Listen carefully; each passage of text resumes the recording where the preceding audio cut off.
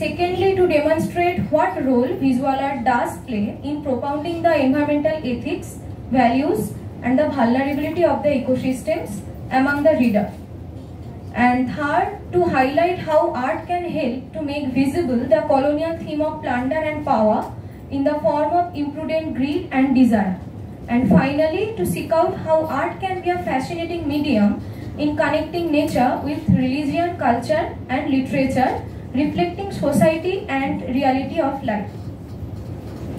So, for better understanding, I have divided my paper into several sections, including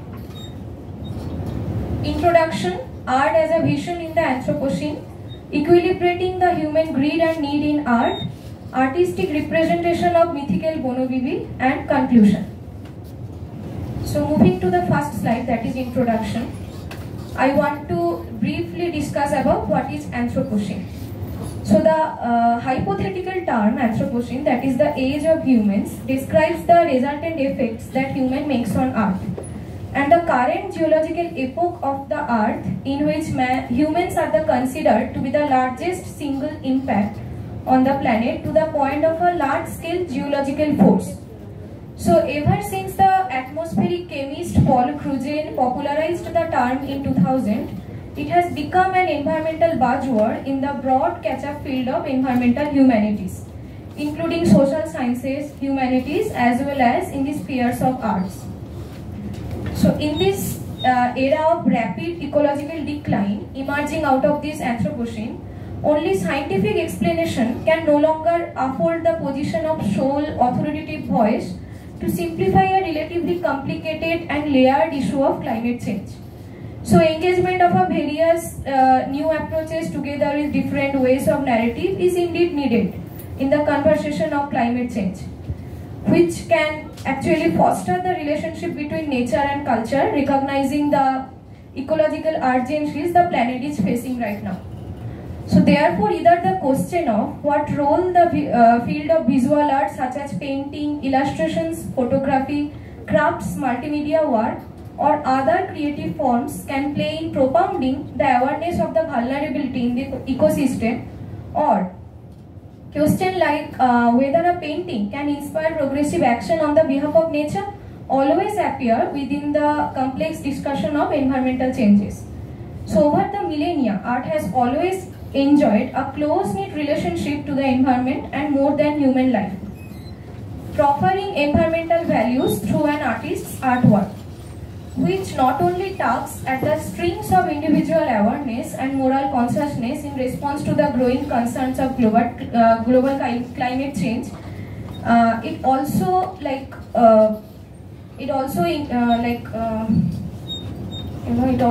impose the kind of action to take action so that it can be handled through literature also.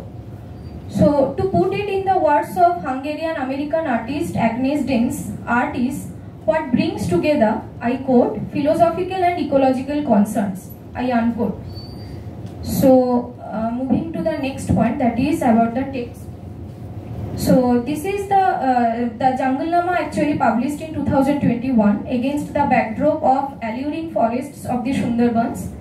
This is the first ever book in verse by one of the most powerful climate writers of our time, Amitav Ghosh. The book is a free adaptation of the very popular legend that is Bono Bibi in the vast mangrove forest of Sundarbans, a tale told entirely in a Dipodi poem-like meter, that is some 2-footed line, and it is actually comprising of 24 syllable couplets that replicate the intonation of the original medieval Bengali tale. This book imagines the disastrous, deep-rooted impacts of the never-ending human desire and greediness on Earth, altering the Earth's geochemical composition to an unexpected extent of climate instability. So in illustrating the necessity of uncovering the relationship between visual art and literature, Amitav Ghosh in his book renders a new approach by infusing vivid and wonderful images illustrated by the renowned Pakistani-American artist Salman Tur to give a vision to the environmental story that is indigenous in nature, It is about how people find a balance with the natural world. The story treads on the very familiar theme of man versus nature, emphasizing man's transgression in places where he should not belong, through the character of avarice and greedy Dhona, and the restoration of faith in humanity through the revered legend and deity Bonobibi, the protector of the forest and its inhabitants. Therefore, to give a strong visual component of this environmental story, Amitav Ghosh renders these illustrations of Salmantur. So, moving beyond a static focus on the aesthetic representation of natural forms, the illustration of Salmantur provide an accessible and potential window for a cultural recognition of the most oppressed and indigenous communities' endangered ethnicity and identity. Moving to the next slide, now I want to discuss about how art can be a vision in the Anthropocene. So, referring to the concept of Anthropocene, literary scholar Jeremy Davis argues that it requires, I quote, a certain indirectness because one must imaginatively transfer oneself to the far future, I unquote, to witness how environmental changes are readily discernible in the future. Excuse me.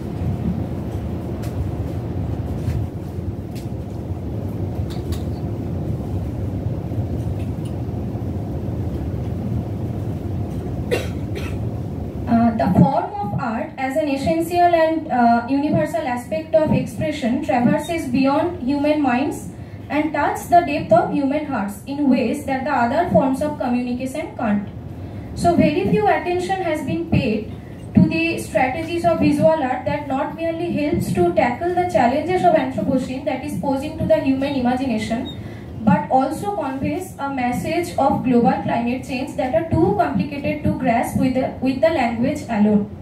So in amplifying the conjunction between art and environmental changes, Heather Davis and Etienne Turpin in their introduction of the book titled Art in the Anthropocene aptly argues that art is, I quote, central to thinking with and feeling through the Anthropocene. It is necessary to engage with and encounter art, I unquote. So this is the title page image of the book.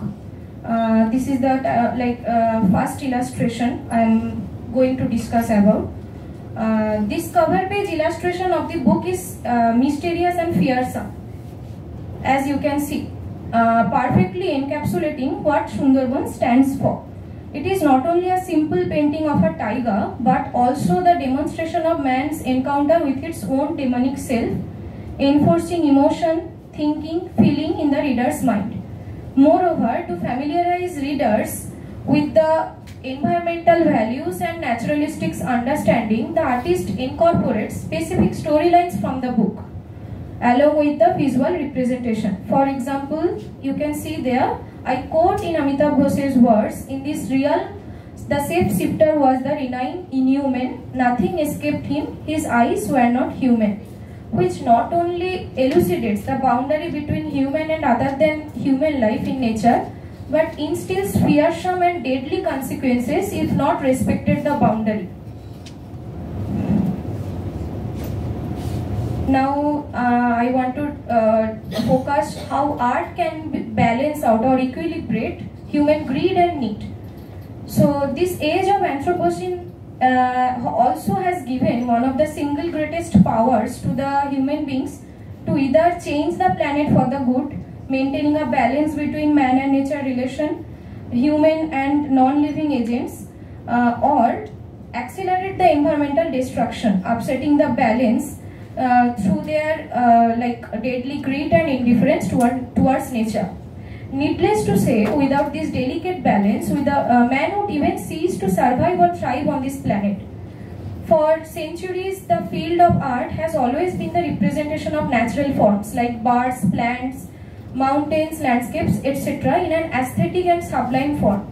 But in the recent past years, art engages nature in diverse and sometimes in surprising ways, postulating awareness of the vulnerable ecosystem, environmental values and nature's intrinsic ethics.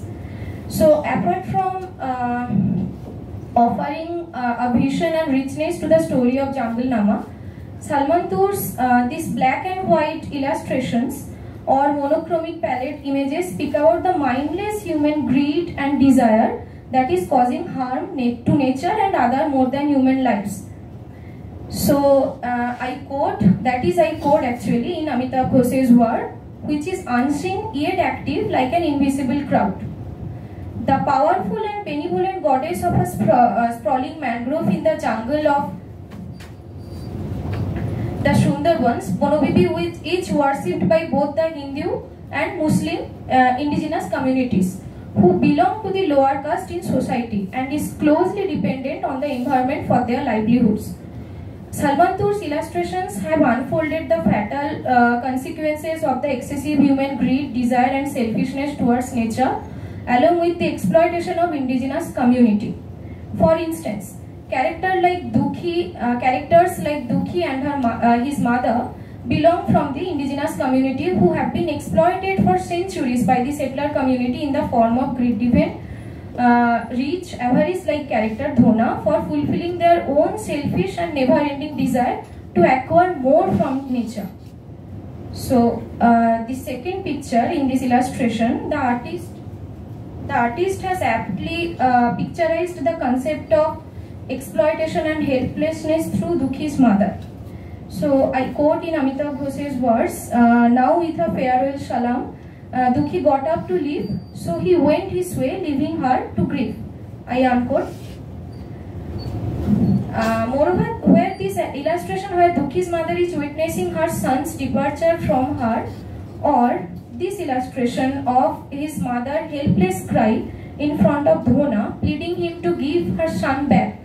These are also an epitome of slow violence, as proposed by the environmentalist writer Rob Nixon. A violence that is in invisible form is distinctively hard to grasp and imagine in the first place. But this phenomenon of gradual violence is slowly and unnoticeably killing the world's most vulnerable indigenous communities' culture, ethnicity and identity in the form of repeated exploitation and destruction of nature's intrinsic value and boundary. So moving to the next slide, that is artistic representation of mythical Bonobibi. I will focus on how art is actually portraying the mythical picture of Bonobibi, how it is significant. So art infused with stories has always been a fascinating medium connecting religion, culture and literature under a broad spectrum of society and the reality of life. Dated back to the Renaissance period, art and religion have always shared a close relationship with each other. Moreover, since ancient times, the religion and religious figures have been remarkably portrayed and celebrated in the artwork of an artist. For millennia, indigenous community are creating their indigenous art, colliding their life and culture, religion in it. In Amitav Ghosh's Jungle Nama, Bonobibi, the goddess of the largest deltaic mangrove forest, is worshipped as the most revered divinity by both the communities, that is Hindus and Muslims, in the Sundarbans. The forest goddess is more than a mythological figure for the people of the Sundarbans. She is revered as the mother, protector, guardian spirit for them. Since Munshi Muhammad Khatir and Abdur Rahim Sahib's composition of Bonobibi Johornama, that is the narrative of Bonobibi's glory, written in the late 19th century, the mythical beliefs of Bonobibi have been told, retold, performed and also reflected through the diverse worship artwork by these marginalized communities. So this is the third picture. As you can see, this fabulous painting of Bonobibi seated on a taiga with his mythical brother Shah Jangoli propagates the perennial philosophy of, I quote in Amitav Ghosh's words, all you need do is to be content with what you have got. To be always craving more is a demon's lot. A world of endless appetite is a world possessed, is what your munshis learned by way of each quest. I unquote.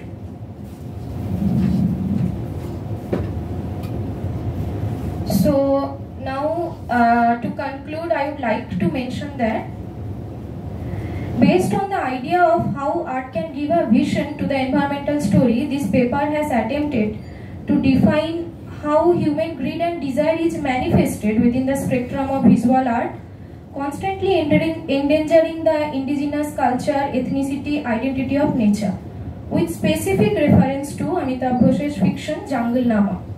The theme of respecting the balance between human greed and need in nature has been demonstrated through the illustration of artwork.